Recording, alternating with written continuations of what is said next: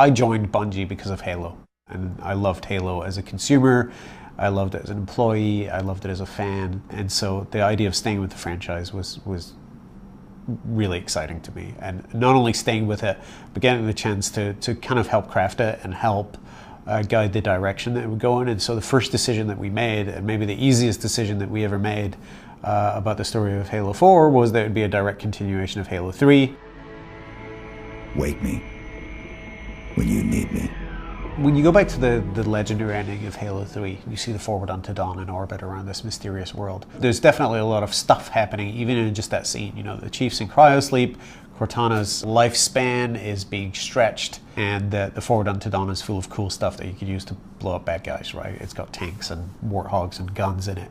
And there's a lot of story in that, but I think the number one piece of story in that frame is what's on that world and what is that world. That was the big piece of the question that we had to answer. We knew Master Chief was going to be a hero. We knew that Cortana has a 7-year lifespan and is eventually going to descend into rampancy, we think. We knew all this stuff, but what we didn't know was what's on that world and what's under that world and what's inside that world. And so that's what we're going to be answering in Halo 4, as well as all the other stuff and all those other dependent pieces. As 343 is sort of coalesced, it is coalesced around a bunch of, you know, very predictable cores, like a drive for excellence, a drive to make the game and the universe better.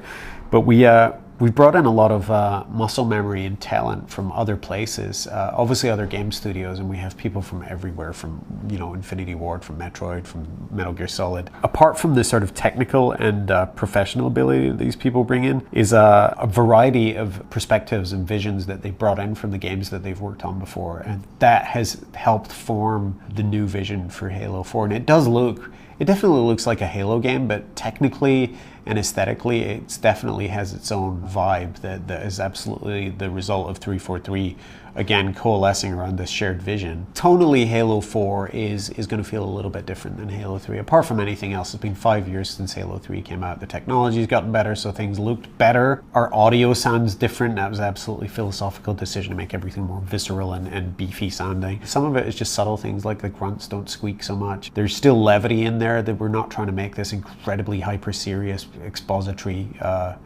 vision. It's still very much Halo, but we have made some fairly significant decisions about how to make the story feel a little bit more grown up and layered and nuanced, while still sort of trying to capture the essence and the magic and the mystery that makes the core Halo games so popular and so long-lived. I think this might have been needed anyway. Even if Bungie hadn't split off, I think we would have eventually needed to just take a step back and a deep breath and really sort of shake that blanket and start again from not from scratch, but from a place of where the core and the soul of Halo lives. And so I think it was about time anyway, and it's just really exciting to see the fruits of that labor emerge.